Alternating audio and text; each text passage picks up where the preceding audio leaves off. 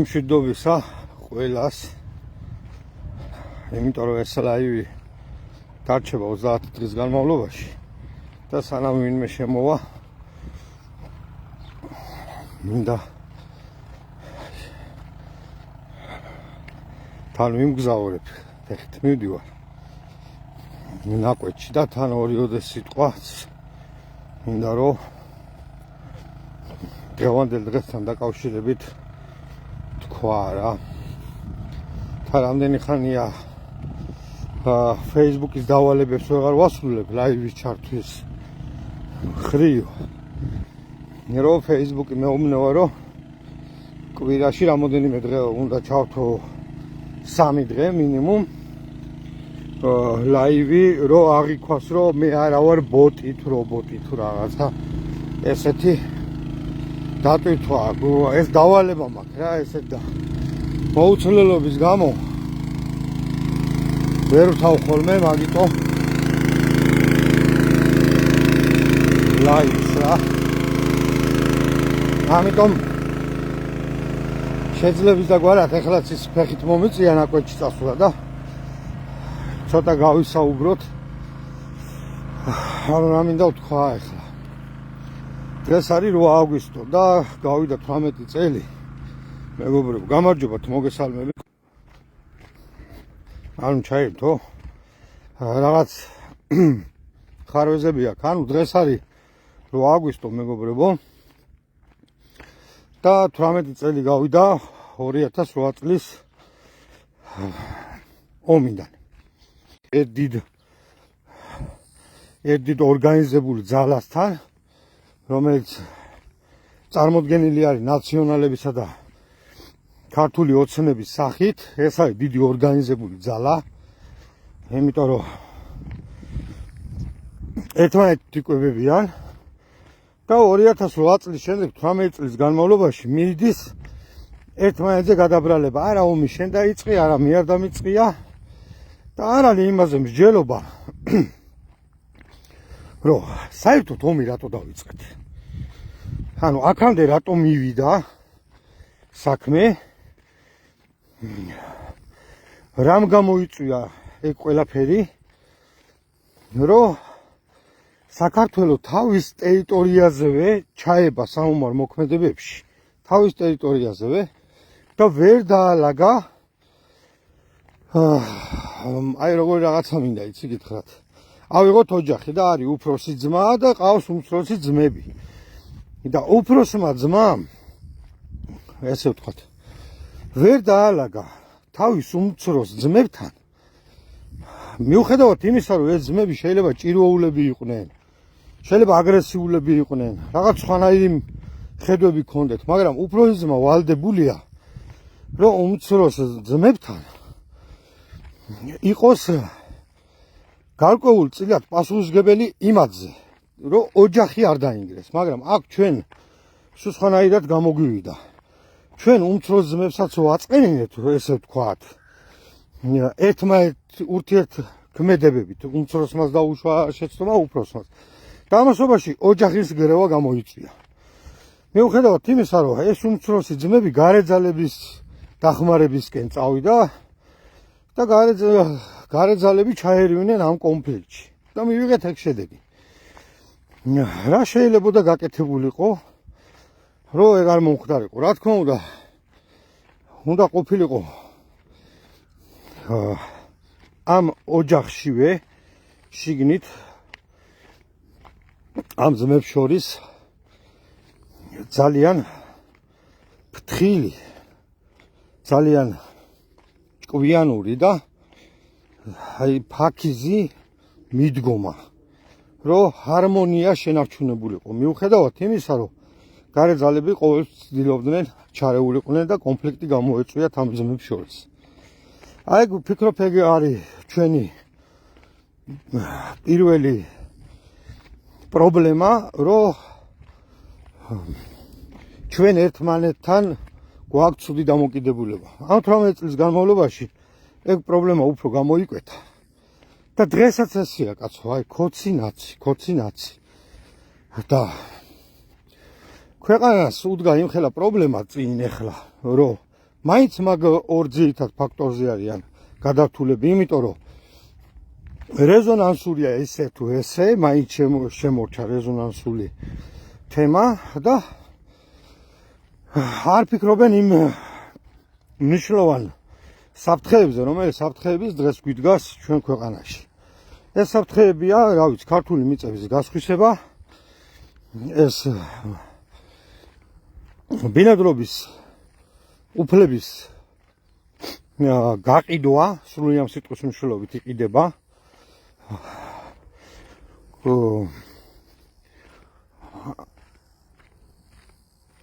ეს მიწები ხო სხვისდება და სხვისდება, კაცო.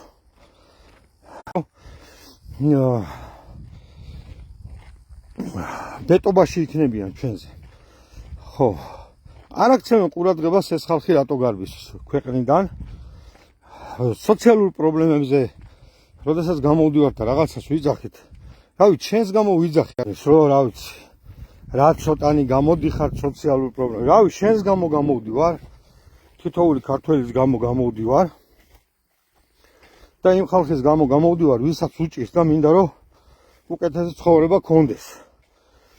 თორე ჩვენ ესე თუ ისე ინდივიდუალურად ადამიანები რაღაცას ბრძოლობთ, შრომობთ და რაღაცა ლუკმაპური გვაქვს. ხო. დანარჩენი ამ 18 წლის განმავლობაში საზოგადოება არ აკეთებს იმ სწორ აქცენტებს, რის წინაშეაც რომ ვდგევართ. იმიტომ რომ რაღაცა რამოდენიმე არჩევნები ისე ჩაატარეს, რომ რა ვიცი, ნაცებს დავასრულებთ და ყველაფერი რიგზე იქნება, მაგრამ ეგ არ მოხდა და შემდეგ არჩევნებზე გამოუკიდეს მოსახლეობას ბილბორდები, გამიგეთ? და როგორი ბილბორდები იყო, იცი? აი, უკრაინა დანგრეული, აფეთქებული, გადათხრილი და აქეთ თბილისი, მშვიდობის ქალაქი. აბა ომი გინდათ? კიდე მაგით როდესაც მანიპულირებს სახელმწიფო თავის მოსახლეობაზე. ეგ არის უკვე სიგიჟე. აი ომი რატო უნდა მინდოდეს? რატო უნდა მინდოდეს ომი, როცა შენ ახარ ხელისუფალი და მაგით მამუნათებ, რომ აბა ომი გინდა, თუ ხმას არ მომცემ, ომში იქნები. რას ქვია, კაცო, აი რატო უნდა ვიყო? შენ იმიტომ არ აგირჩიე, რომ მე უნდა არც ომში ვიყო, არც უნდა მიჭირდეს, არც უნდა მციოდეს, არც უნდა მწყუროდეს, არც უნდა მშიოდეს. მაგიტომ არ აგირჩიე, კაცო. ხო და შენ რომ მეუბნები, რომ აბა ომი გინდა, თუ ხმას არ მომცემ, ომში აღმოჩნდები, შენ უკვე მატყუებ. შენ უკვე ჩემით სპეკულირებ. ისევე როგორც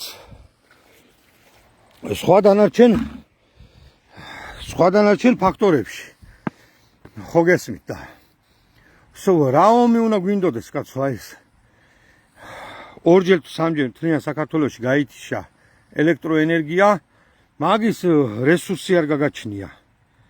საერთოდ რესურსი არ გაგაჩნია, რომ ალტერნატიული გზა გამონახო, რომ მოსახლეობა, მარტო მოსახლეობა კი არა, კაცო, სტრატეგიულად მნიშვნელოვანი სამსახურები რაც არის, ობიექტები რაც არის, მაგაზე გააკეთო უზრუნველყოფა ელექტროენერგიის. აი მაგის უნარი არ გაგაჩნია.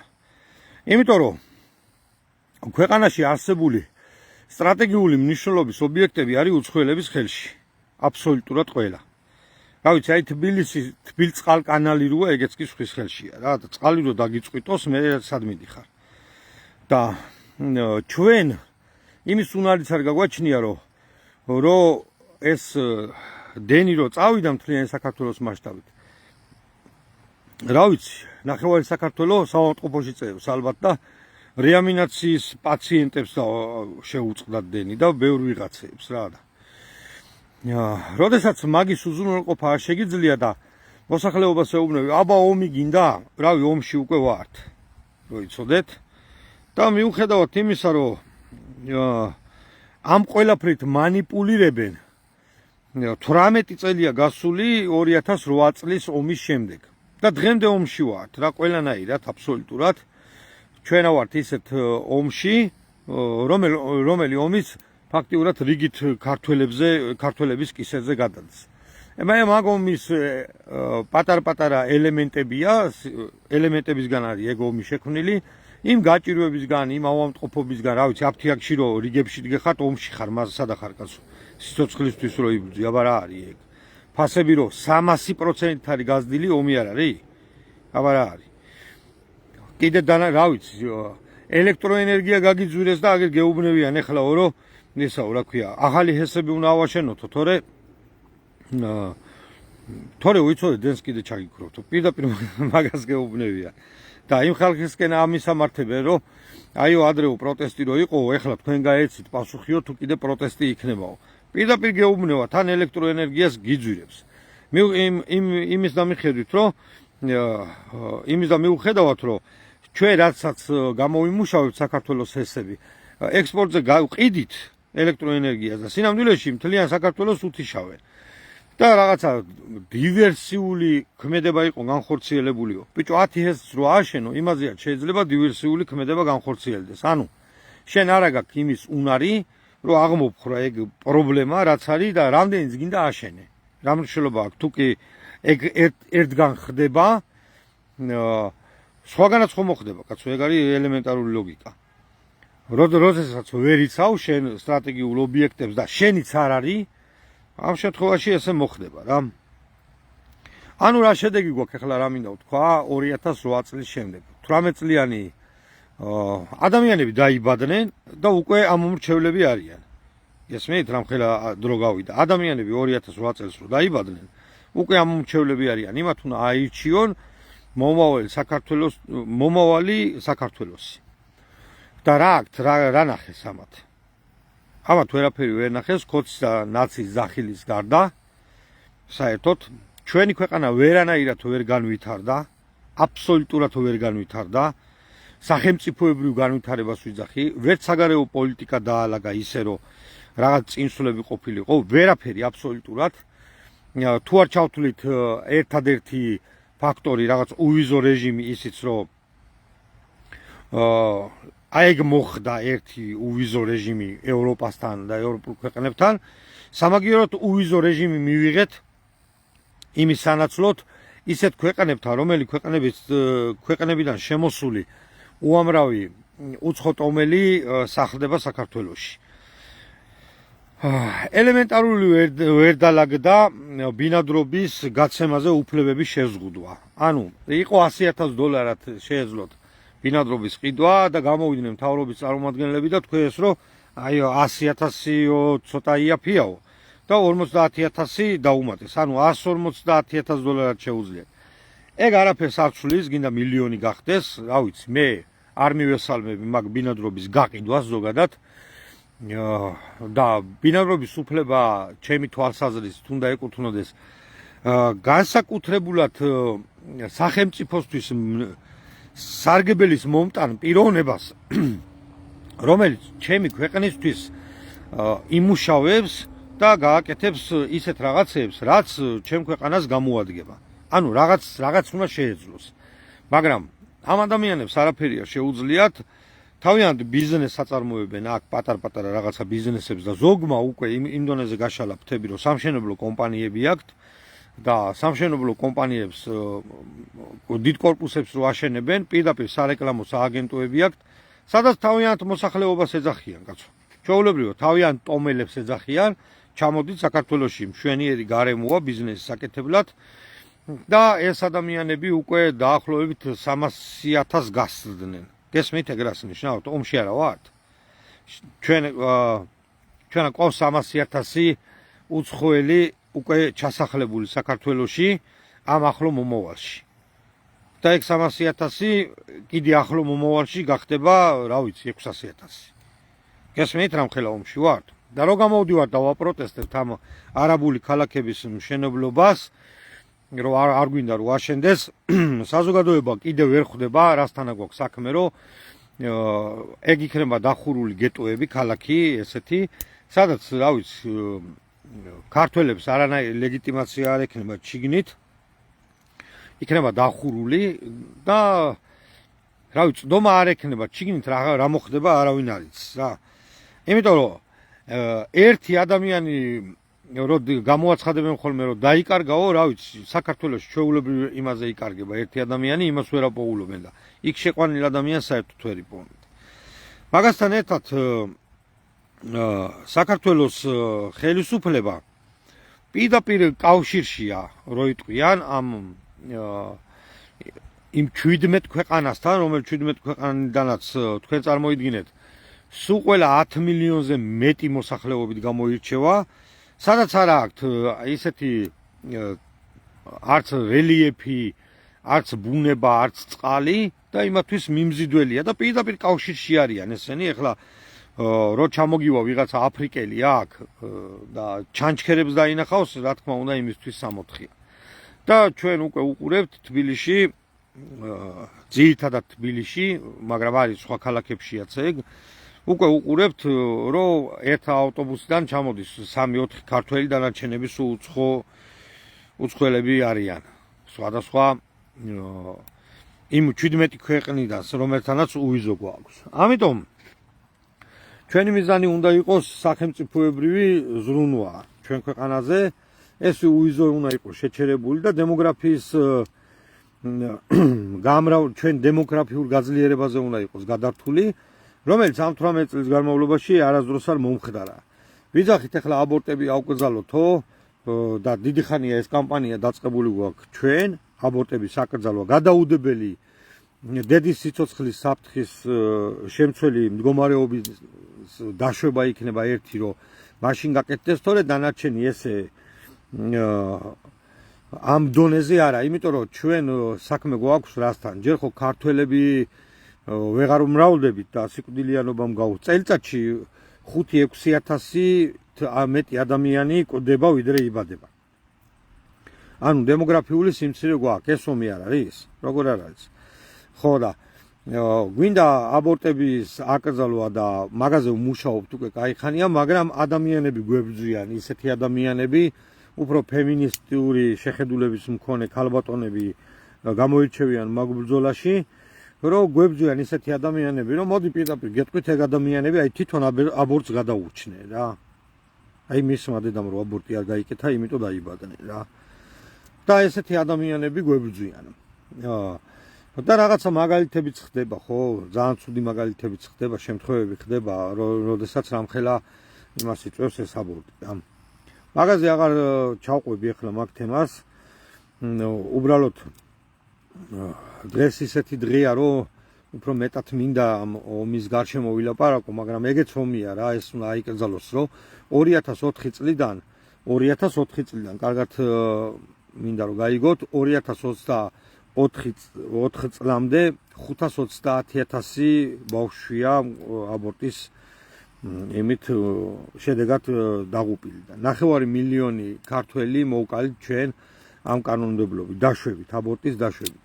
ძალიან ცუდი ის არის, რა ვიცი, მე ძალიან განვიცდი მაგ მდგომარეობას და ეგ რაც სამედიცინო დღიურში აღწერილი და ზოგადად სამედიცინო ვებსაიტზე დევს და რაც კიდე ისე ფარულად არის და ისე რომ აღრიცხვაზე არ დამდგარა, თქვენ წარმოიდგინეთ რამდენია და მე მაგას დავუმატოთ კიდე საქართველოსდან გასული ქართველები საზღვარგარეთ კიდე რა ხდება, ეგ ხო არავინ არ იცის. ანუ თითქმის 1/2-ზე რომ დავამატოთ, ჩვენ დაახლოებით მინიმუმ 800,000 ჩვილ ბავშვთა კვლავ გვაქვს ჩატარებული ამ 20 წლის განმავლობაში. ეგ არის მე კი არ ვიგონებ.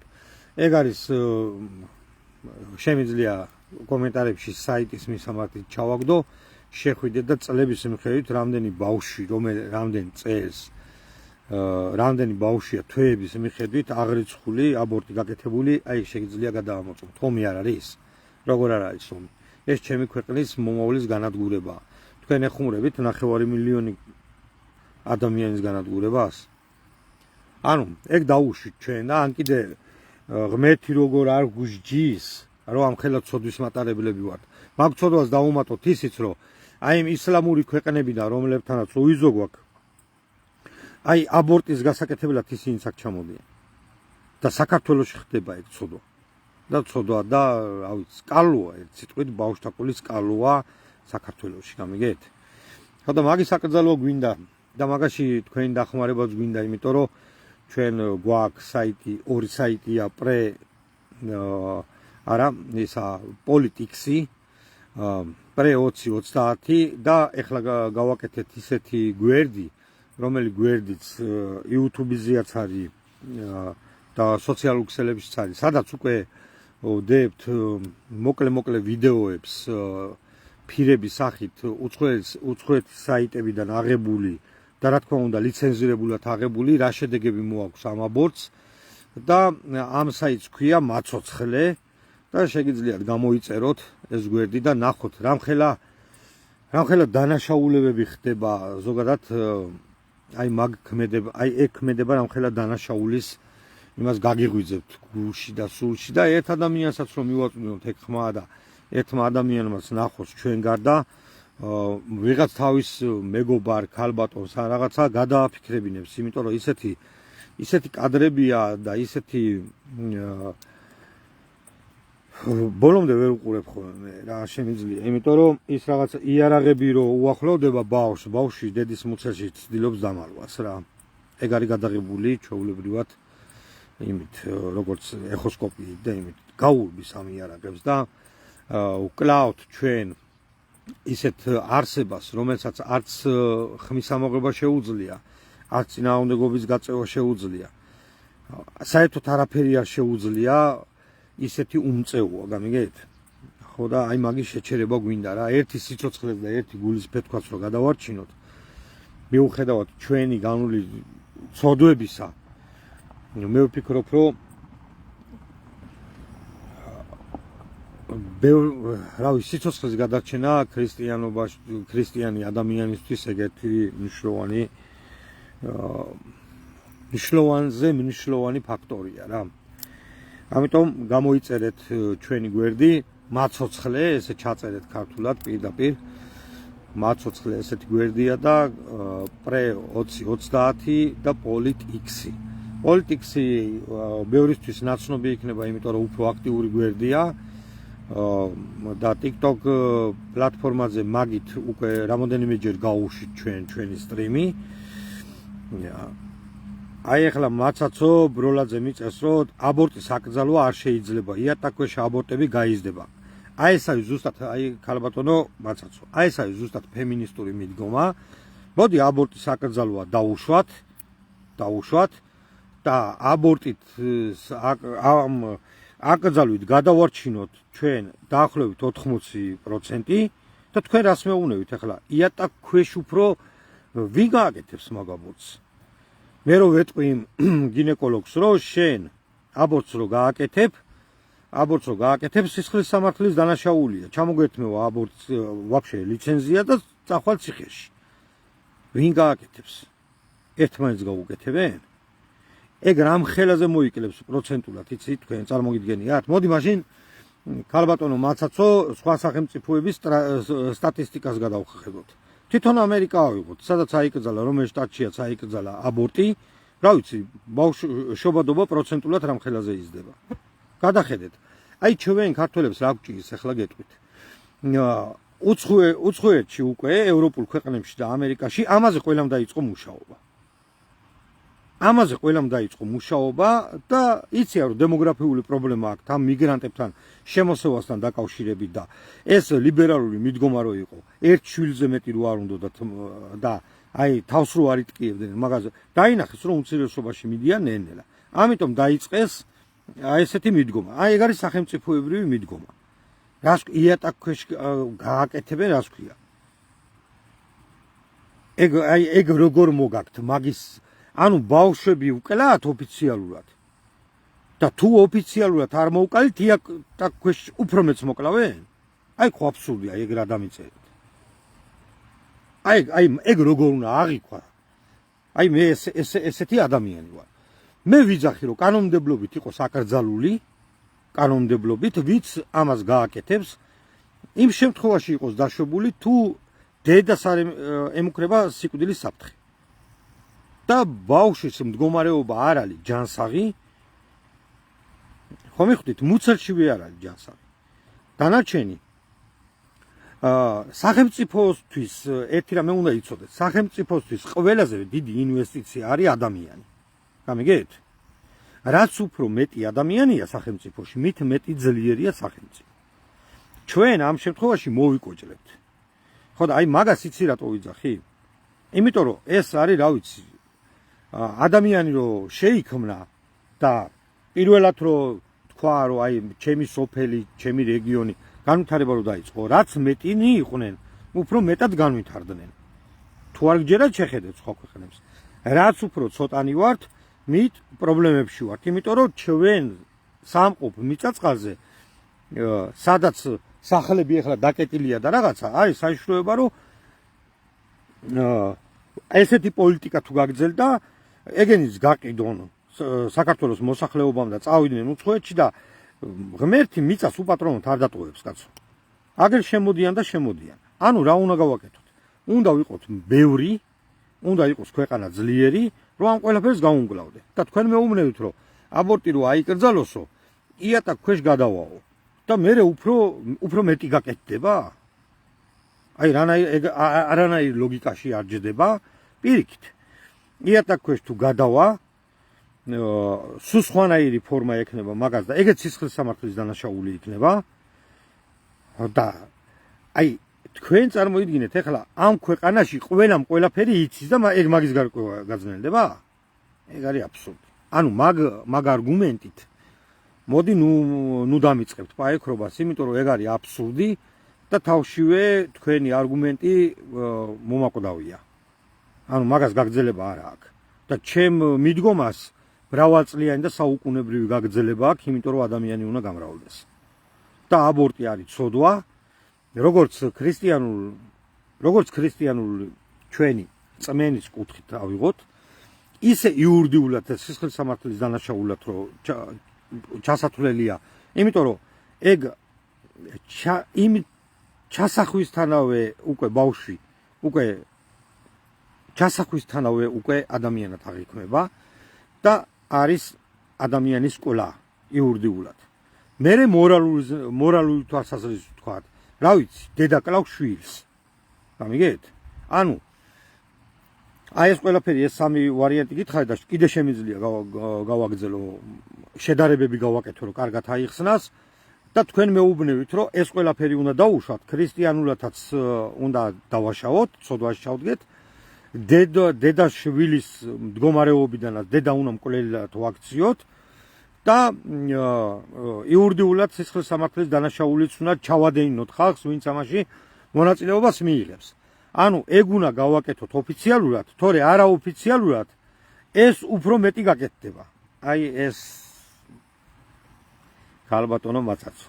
შემიყოლიეთ საუბარში და კარგია, იქნებ კარგიც არის რომ ადამიანებმა გაიგონ, მაგრამ ამ შემთხვევაში თქვენი არგუმენტი, თქვენი მიდგომა ფემინისტურია. იმ ჟურნალისტის იმას მაგონებს, აღარ მახსოვს გვარი, რომელმა ჟურნალისტმაც პირდაპირ ეთერში განაცხადა, რომ სოფლიოში ადამიანები მრავლდებიანო, გადაიტვირთა დედამიწაო და ჩვენო ქართველებიო არაფერს არ ვაკეთებთო, ანუ არ გავმრავლდეთო. აი სოფლიოზე რო იზრუნა, გამიგეთ? რომ ჩვენ არ უნდა გავმრავლდეთ. რომ თუნდაც სოფლიო გადაიტვირთა ძალიან ბევრი ადამიანია. აი არ გვინდა ქართველებს ესეთი აზროვნება ნაღდათ არ გვინდა, იმიტომ რომ მაგ აზროვნებით ჩვენ 34-35 წელიწადი გვამყოფეს. და აი შედეგი ეგ აქვს რა, 5 მილიონ 700-იანი ერი ჩამოსული ვართ 2 მილიონ ნახევარზე. გამიგეთ? და ეს არის შედეგი. ამიტომ იმას ვიძახი, რომ ამ 18 წლის განმავლობაში მეთქი ომში ვართ მეთქი. დიახ, ომში ვართ და მე მომიწია ეხლა აი ჩვეულებრივი საომარი მდგომარეობა, ეხლა ეს ზუსტად ამ თემასთან დაკავშირებით. მე ვალდებული ვარ აუხსნა დადებითი მხარეები წარმოვაჩინო, რომ ეს აკრძალვა აუცილებელია და თქვენ უნდა დამიპირისპიროთ, რომ ეს აკრძალვა თუ არ იქნება, რავი, უარესი მოყვება ამას. ეს მე ჩემი ქვეყნის გამრავლებისთვის ვიბრძვი. ეს ომია, რომელი ომიც აუცილებელი საბრძოლია. ქართველი ემიგრანტი მასე პედოფილიაც უმძიმეს ცოდვა და რადგან მაინც ჩადის ხალხი დავაკანონოთ. კი, აი ესე მიუდგეთ.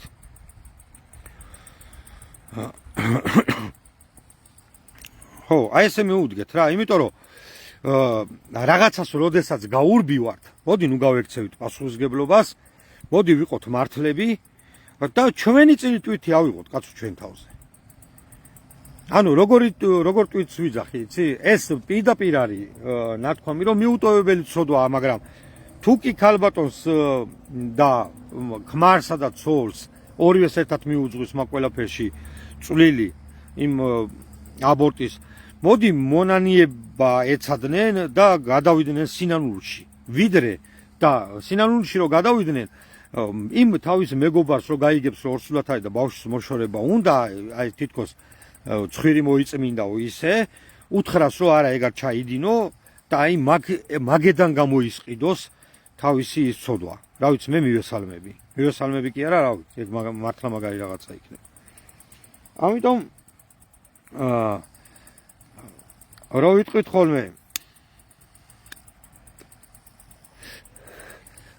ხოლმე, ქართველობა ძნელია, მაგრამ აუცილებელიო. მამა გიორგის სიტყვებია ეგ ბასილაძესი, მაგრად მახსოვს. ქართველობა ძნელია, მაგრამ აუცილებელი. ეს თვით სატარებელი გვაქვს ჩვენ და ჩვენი ვალია. ეს ჩვენი ქართველობა არის ბრძოლა ზოგადად. ჩვენ უნდა ვიბრძოლოთ, მებრძოლი ერი ვართ, ჩვენ ვიბრძვით ჩვენი მომავლისთვის.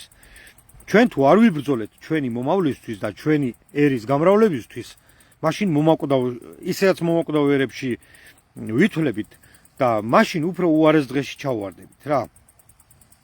ამიტომ ჩვენ სახეზე გვაქვს როგორი რაღაცა, ჩვენ ძალიან დრამატული ერი ვართ და რაღაცების აფიშირებაც გვიყვარს, რაღაცების ეს ძალიან აი კოსმოსურად გვიყვარს, დრამატიზმში გადავარდნა, ატაცება გვიყვარს რაღაცა, იმიტომ რომ რამოდენიმე დღეა სოციალური ქსელები არის აფეთქებული სხვადასხვა რაღაც, გამარჯობათ, მოგესალმებით. სხვადასხვა რაღაცა მომხდარი სკანდალური იმეები და ხანდახან მგონია რომ თუ ქვეყანაში ყოველდღიურად ესეთი რაღაცეები ხდება. ეს ქვეყანა მაშინ აი რა ხდება ამ ქვეყანაში? სად არის კანონმდებლობა, სად არის უსაფრთხოება? აი რეები ხდება, ხო თქვენს გარშემო ხო უყურებთ რეებიც ხდება რა.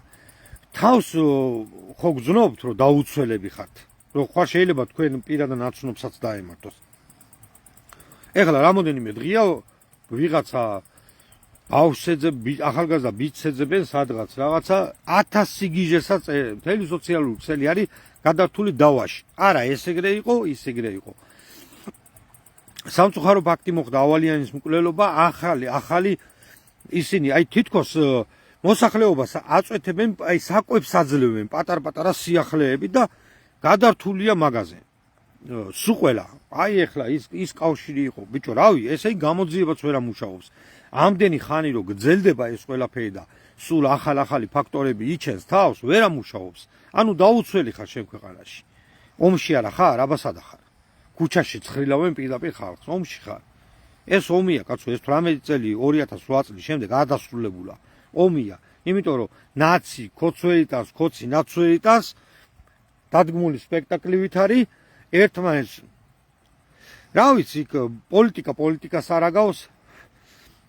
ერთმანეთს სისხლის მტრად არიან გადაკიდებული სინამდვილეში ორკესტრირებულად შექმნილი დიდი გრანდიოზული ძალა, რომელიც ერთმანეთს აკويებავს და ფაქტის სახეზეა და პრემიერის სიტყვებს მოვიშველიებ, რომ რა ვიცი, ქართული ოცნების მაღალი ჩინოსნები უხდიდნენ ფულს, რა ვიცი, პოლიციერები რო დასახიჩდნენ და აქციის მონაწილეები ვიღაცეები შეწირეს მაგ საქმეზე და რავი, ომი არ არის? რომ ეს მთავრობა იყოს მუდმივად კომფორტში, ომია, კაცო, აუმებს შიგნით ხარს ერთმანეთთან. ეს ომია, მაგრამ ამ ომიდან გამოსავალი რა არის? ერთი აქ არის ყველაზე მნიშვნელოვანი ჯანსაღი აზრი. რა შედეგებზე გავალთ 2008 წლის შემდეგ, 18 წლის განმავლობაში ჩვენ მივიღეთ დემოგრაფიული კდომა, მოსახლეობის ნარკომანიზაცია, სრული ამ სიტყვის მნიშვნელობით, სუროგაცია, ემიგრაცია, აი ყველაფერი რაცია მივიღეთ კარგიზაციის გარდა. გამიგეთ? ჩვენ ვერ განვითარდით. ვერც პოლიტიკურად, ვერც ეკონომიკურად ჩამოქცეულია ყველაფერი. უბრალოდ ყველაფერს უყიდით. და ის უყიდით, სამშობლოს უყიდით ფაქტიურად. ჩვენ ვავიღოთ ახლა 2008 წლის გმირების ხსოვნა. და გმირთა მემორიალი, რა ადრეც ვთქვი, აღარ მახსოვს რომელ ჩართვაზე. გმირთა მემორიალი ხო გვაქვს რა. და იქ ოქროს ასოები წერია ქართველი გმირები, ვინც საქართველოს ტერიტორიულ მთლიანობას შეეწინენ. ანუ ქართული მიწის დაცვას. ხო? ქართული მიწის დაცვას როდესაც ეწირები, შენთვის, აი მოდი ავიღოთ საზღვრისპირა სოფელი. პატარა ერთი სოფელი, კაცო, შენ ხო იმის გამო იბრძოლე. ის ხო შენთვის ძვირფასია და სისხლი დაღვარე. ლოგიკური მსჯელობით გავუყვეთ. ის ერთი ბეწო სოფელი, რაღაც 3 ჰექტარი, 4 ჰექტარი, რაც არის, თქვა. ის ხო შენთვის ძვირფასი იყო და იმისთვის იბრძოლე, ხო? არც ერთ გოჯმიწას არ დავთმობთ. ხო ესეთი დევიზია და მაგიტო ვიბრძვით. მე ვეტერანი ვარ. მე მიმიღია საქართველოს აფხაზეთშიაც მიმიღია აფხაზეთის რეგიონში საბრძოლო ოპერაციებში მონაწილეობა. და სამაჩაბლოს 2008 წელსაც მიმიღია მონაწილეობა. მე ვარ წაგებული ჯარისკაცი. მე ვარ დამარცხებული ჯარისკაცი. ომის ვეტერანი დამარცხებული, რომელსაც ძალიან მაგრად ტკივა გული. იმის შემდეგ სულ მარცხდები. დღესაც დამარცხებული ვარ, იცი რატო? იმ ერთი ბეწო მიწის გოჯი, ერთი პატარა გოჯის გამო რომ ვიბრძოდი და მე თანამებრძოლები დავკარგე. დღეს აქ ასობით ჰექტარს აძლევენ არაბს. გამიგე, რომ ქალაქი ააშენოს. მაშინ გმირთა მემორიალს რა დატვირთო აქ? რატო იბრძოლე სამხარს? თუ კი ფულად შეიძლება ფულის სანაცვლოდ შეიძლება ქართული მიწების გაყიდვა, ეს ბიჭები რატო იბრძოდნენ? არ გებადებათ ეგ კითხვა?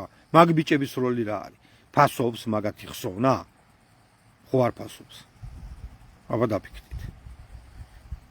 აი მეც იქ დაუღუპილიყავი და გაყიდულიყო მე სადაც თქვა რის გამოც ვიბრძოდი. ჩემი შვილები რა სიტყვდნენ, რატო იბრძოლა მამა ჩემო? მაინც ესენი ყიდიანო. ვისა აქვს უფლება მაგისი? მაგრამ ყიდიან. მოსახლეობას რო ეუბნებით, რომ ქართული მიწა არ უნდა გაიყიდოსო. ესენი ვერ იაზრებენ კიდე. ჯერ ხო მიწის დაკარგვა. მერე ხო რა ვიცი, პატრიარქის ლოცვა კურთხევაა და თუ ქრისტიანი ქართველი ხარ, უნდა გამოიბერტყო გურები. მერე ამ ბიჭების უპატივისცემლობაა, ხსოვნის უპატივისცემლობა. მერე ამ ბიჭების ოჯახის წევრების უპატივისცემლობაა და შვილებისა. ანუ იმ ბიჭებმა იმიტომ იბრძოლეს და იმიტომ არ ჩამოცვიდა თქვა თბილისში ბომბები, რომ აქ თბილისში ვიღაცები დაიბადნენ, გაიზარდნენ, სადღაც თანამდებობებზე არიან და მიწები გაყიდონ. ეს ხო სიგიჟია ხალხო. ამაზე უნდა გავამახვილოთ ყურადღება და მაგიტო ვიძახი დღემდე ომში ვარ თქვენ. მე მაგალითად ვარ წაგებული ჯარისკაცი, გულდაწყვეტილი, რომელსაც სამშობლოს ტერიტორიები აქვს დაკარგული. და ჩემი წლები გარბის და მაგის დაბრუნების უნარი უფრო და უფრო მეცლება. და 18 წელი გავიდა. ამის შესახებ ოკუპირებული ტერიტორიების თემაზე ამ 18 წლის განმავლობაში არც ერთ მთავრობას არ აქვს არანაირი ნაბიჯები გადადგმული. საერთოდ არანაირი. ომში არა ვართ. ომში არა ვართ ხალხო, აი უბრალოდ. არ ვიცი, მე არ მიჩვენებს რამდენი მაყურებელია. ვინც მიყურებს, გინდა ორი კაცი იყოს, დავით, ჩემ გულში ნადებს გეტყვით. მე ვფიქრობ, რომ ომში ვართ. 2008 წლიდან კი არა. 92 წლიდან ომში ვართ. და ერთმანეთის ჭმევისა და ღრენვისა და სისხლის წოვის ომში ვართ. ამიტომ, როდესაც ვიძახით, რომ ქართული მიწა არ უნდა გაიყიდოს და არ უნდა გასხვისდეს და რაღაც არაბული ქალაქები არ უნდა აშენდეს, პირველ რიგში უნდა გვახსოვდეს, რომ ჩვენა გვაქვს გმირთა მემორიალი და ის ბიჭები შეეწინნენ ქართული მიწის თვის ბრძოლას. ერთი გოჯიც კი სისხლის ფასად დაგვიჯდა, ხო? ამიტომ არ უნდა გასხვისდეს უცხოელებზე, არ უნდა გასხვისდეს და მიუხედავად იმისა, აქ ქალაქები აგვიშვენონ, კაცო და 60,000 ადამიანი უნდა ჩამოგვისახლონ. თქვენ ვიცით რას ნიშნავს ეგ? ზოგს ვერ გაუთავისებია, რამხელაზე პრობლემატური ციფრებია ეგა. 60,000 ადამიანი რო ჩამოსახლდება აქ, ეგენი უცებ გამრავლდებიან და რა ვიცი უმაღლესი 10 წელიწადში იქნებიან 120,000.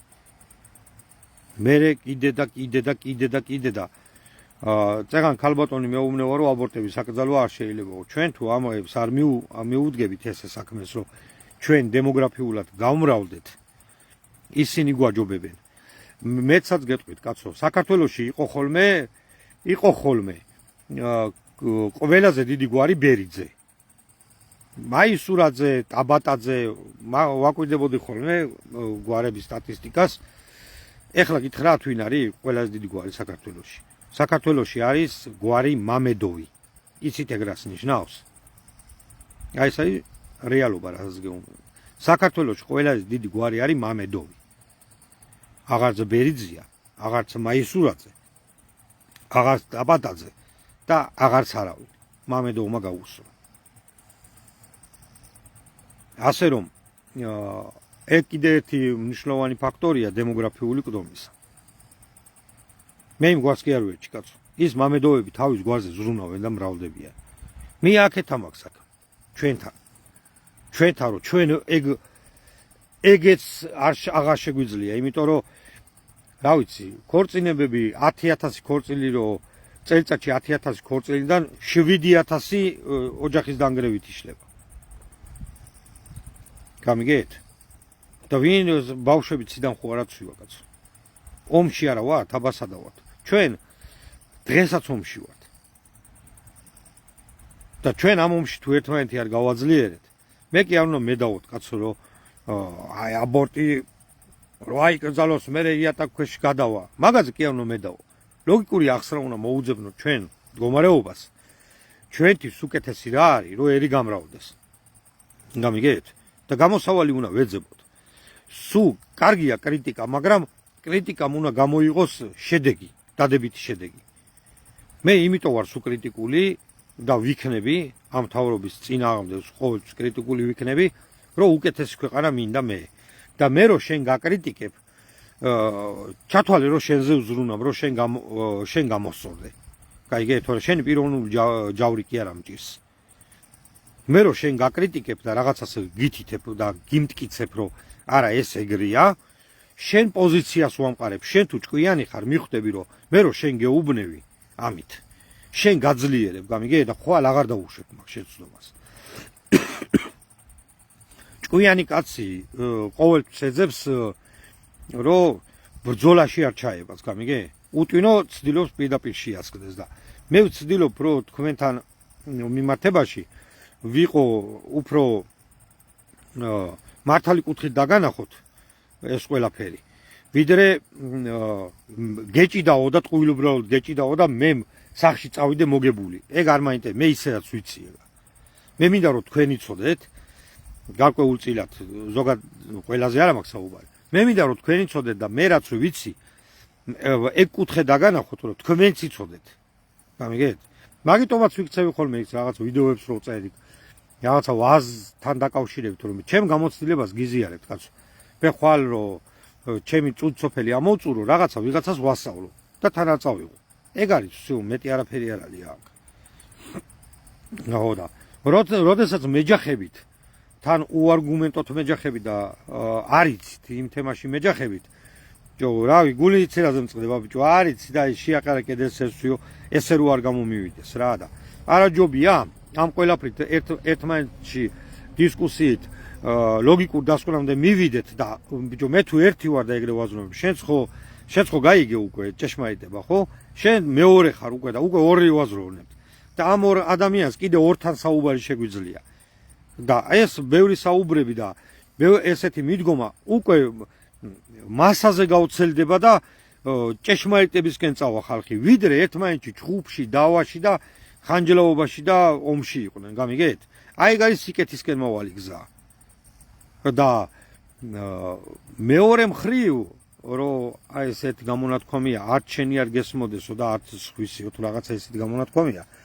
აი მეორე კიდე უფრო აშორებს ჭეშმარიტებას ის მეორე გზა და რჩები გულნაკლული, გაბრაზებული, გაბოროტებული ეჯახები რაღაცა წინააღმდეგობასო ვერ გაგაგ შენი, იმიტომ რომ მცდარაზე ხარ და რა ვიცი ახლა მე კი წავალ ჩემ გზაზე და მე ვიცი უკვე და ჩემი ცხოვრება ვიცი როგორც ავცხოვრობ მაგრამ მე მინდა რომ ეს ჩემი ის გაგიზიარო და შენი გამიზიარო კაცო მე განა ყველაფერს მწოდნე კი არა ვარ შენგან მივიღებ სიამოვნებით მივიღებ იმას კი არ ვიგრძნო მე თავს დაჩაგრულად რომ შენ მეტი იცი და აი დამჩაგრა მეტისო და არა პირიქით მე გამიხარდება აი ესე უნდა მიუდგეთ იმიტომ რომ ეს ამ ომს თუ ესე მოვერევით ეს ერთადერთი გზა არის ჩვენ ვიყოთ ერთმანეთთან კომუნიკაბელურები და უნდა ვიყოთ ერთმანეთის მოსმენა უნდა შეგვეძლოს და საღიაზრის გამოტანა და მაგაზე უნდა ვიყოთ დამოკიდებული თორე ქოცი ნაცი ეგ კიდე წლები გაგრძელდება კაცო გუშინ თუ ბილბორდები ჩამოგვიყიდეს უკრაინსა და თბილისსა დანგრეული უკრაინსა და ღამის ქალაქისა თბილისს სადაც პროსტიტუცია და ნარკომანია ყვავის და შედარება აირჩიეთო რომელი გინდათო საარჩევნოთ მოდი მაგეთი ბილბორდები კი არ იყოს კაცო ჩამოკიდებული რა ვიცი სხვა რაღაცეები იყოს აი ბრძენების გამონათქვამი იყოს ჩვენი საზოგადო მოღვაწეების ნათქვამები იყოს რომ ადამიანები მე მახსოვს რომ აი კახეთიდან რომ მივდივართ ლილოსთან შეასრულებაში დიდი ის იყო ხოლმე ნავთობის ბუტები იყო ხოლმე და იქ ეწერა ხოლმე სულ მახსოვდა სულ იქით გამირობოდა თვალი ილია ჭავჭავაძის სიტყვები რომ მოდი ჩვენ თავს მოდი ყველამ ჩვენ თავს ვკითხოთ აბა მე დღეს ვის რა ვარგე ეგ სულ ყოველთვის თვალი უნდა გამქცეოდა ხოლმე რომ მთელი დღის мотивация იყო ხოლმე ეგ ჩემთვის რომ მე იმ დღის განმავლობაში უკეთესი ვყოფილიყავ გამიგეთ და ესეთი რაღაცეებით უფრო მივიქციოთ საზოგადოების ყურადღება სოსო წავიკითხავ ახლა რაც რა დაწერე რაც ხოთო ჩვენი სამშობლო ბიზნეს აქციას არა ეს აგურ ქალაქები არ უნდა აშენდეს ერთად გაგცემთ პასუხებს ყველას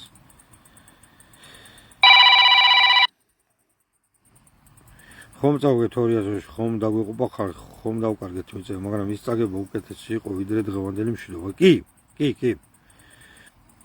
გეთანხმები სუსო კი გოჩა რა თქმა უნდა კი აბსოლუტურად გეთანხმებით მეგობრებო აბსოლუტურად გეთანხმებით ვიზიარებ თქვენ აზრს იმიტომ რომ ჩვენი საკეთებელია ჩვენს გარდა ამას ვერავინ ვერ გააკეთებს კაცო ალაბარი კი არა ვინც გინდა ის მოვიდეს და რა ვიცი აი არ ვიცი ვიღაცები აი მე იმედგაცრუება რატო ხდება იცით აი ეს რაღაცები როცა არ ხდება აი ახლა რაზეც ვიწევ საუბარი და როცა ერთმანეთთან დაშორებული ვართ მე ვეძებთ ნეტა სტალინი წამოახედა აი ახლა აღმაშენებელი გჭირდება მე რაღაცეებს ვეძებთ რომ აი იქნება იმან გადაგვარჩინოს აი ეგ სიმპტომები კი აღარ იქნება ყველა იქნება ჩაბმული ფერხულში და ეს ოდინება რომ თავის თავი თვითონ არის თავის გადამჩენელი გამიგეთ თვითონ უნდა იყოს კონკრეტულ ადგილზე კონკრეტულ მდგომარეობაში პასუხისმგებელი თავის აქციელზე და ეს უნდა იყოს სამშობლოს სიყვარულით გაჯერებული სამშობლოს სიყვარულით როდესაც არის გაჯერებული ეს ყველაფერი მაშინ ჩემი და შენი ურთიერთობაც კარგია ჯანსაღია მეტი პატივისცემაა რა ვიცი აი კაი დამოკიდებულება იმიტომ რომ ჩვენ გვაკავშირებს ერთი რაღაც ეს ერთი რაღაც არის ძალზე მნიშვნელოვანი ჩვენზე მნიშვნელოვანი ეს არის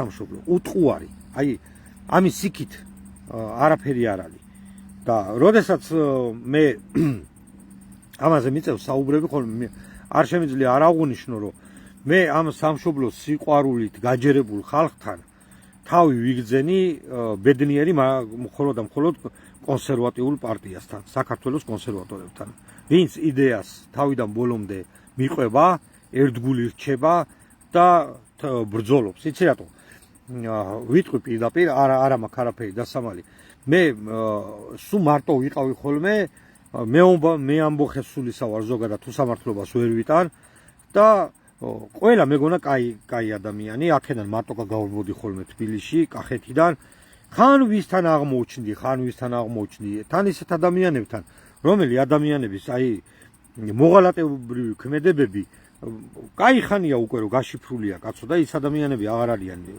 ჩემცა რო დავინახავდი ფეხზე წამოუდგებოდი და რამის ტელევიზორში ფეხზე მდგომი არ მომესმინა ხოლმე იმ დონეზე ვეძებდი ეროვნულად მოაზროვნე ადამიანებს გამიგეთ იმ დონეზე ვეძებდი რომ მარტო თუ გძნობდი თავს რაღაც უნდა დამეხარჯა ვინმესთან თანამებრძოლები მჭირდებოდა და ძალიან ბევრი ადამიანმა გამიცრუა იმედები. აი ძალიან მეც რაღაცა გარკვეულწილად შეცდომები დაუშვი.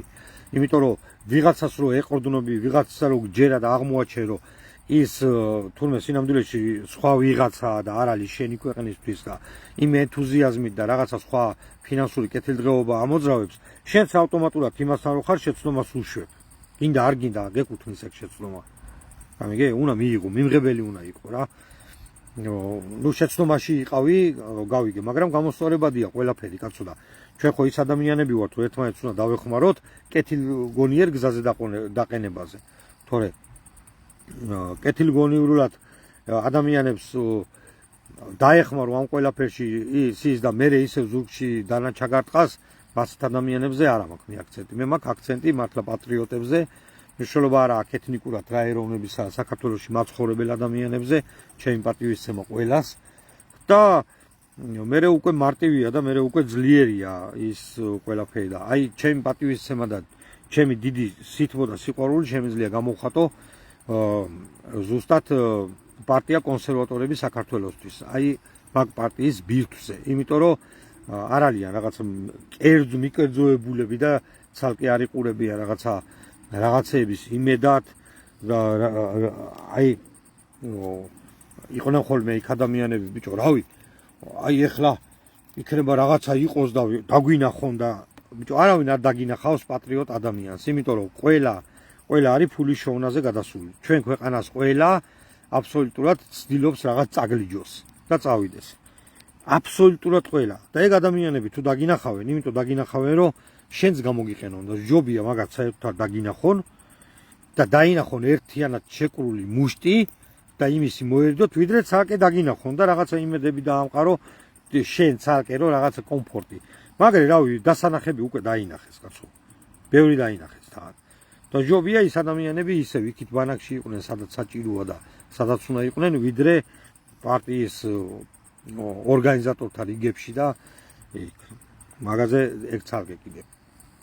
იმიტომ რომ პარტია განიცდის გაზდას და გაძლიერებას და ზოგადად პოლიტიკური გზა ესეთია რა, ყველა ვერ მოყვება რა, რაღაც დოზით გაკლდებიან და ბოლოს დახვეწილი და მტკიცედ შემდგარი გუნდი რჩება. ხო, მეც არ ვიცი ახლა ბოლომდე თვითონ ჩემი უნარებიდან გამომდინარე სადამდე მივალ იმ ბოლო წერტილამდე, სად არის ჩემი ბოლო წერტილი, ეგ არავინ არ ვიცით. მაგრამ მე არ ვჩერდები ჩვეულებრივად ვაგრძელებ. გამარჯობათ, მოგესალმებით ქალბატონო.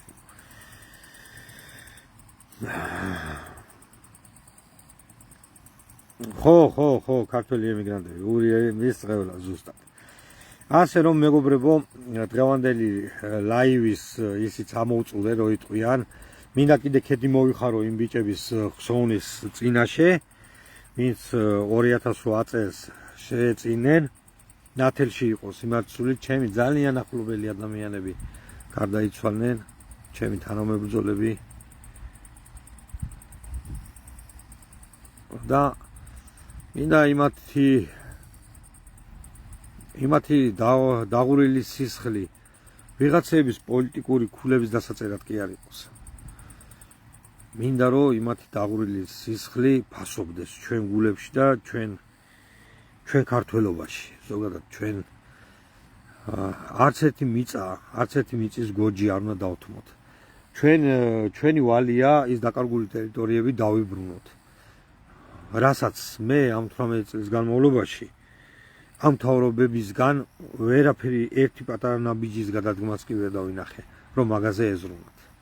პირიქით, უფრო ამწოვებენ, უფრო ნიშნის მოგებით ელაპარაკებიან, უფრო მოსახლეობას რაღაცა ბოდიშების დონეზე, ვიღაცას რაღაც ბოდიშები უნდა უხადოთ, ვიღაცას უნდა დაუჩოქოთ და ის ვეფხვი და მოყმის ლექსი მახსენდება, ის მოყმის დედა რო ტირის, რო იქნება ვეფხვის დედა რო გუაო. აი ესეთი რაღაცა სპეკულაცია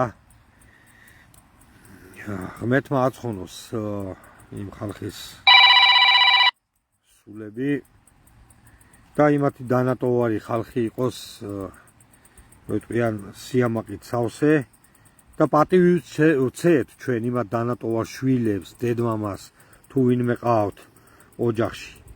სულ ყველას. ეგ ხალხი ჩვენთვის ძვირფასი ხალხია, იმიტომ რომ მაგათთან ერთად იზრდებოდნენ საქართველოს გმირები. მადლობა მინდა მოგიხადოთ ახლა ყველას რომ ჩემთან ერთად იყავით. კიდევ და კიდევ დღეს მძიმე დღეა. ყველა ჯარისკაცი, ყველა ვეტერანი, ყოფილი ჯარისკაცი მიხვდება დღეს რა მნიშვნელოვანი დღეა. ალბათ ყველა აანთებს იმ ერთ სანთელს სულის მოსახსენიანებას. და ღმერთმა ომი გვაშოროს და სიყვარული მოგმადლობს. რომ ამ ქვეყანას უშველოთ რამე. მადლობა ყურადღებისათვის. კარგად ბრძანდებოდი.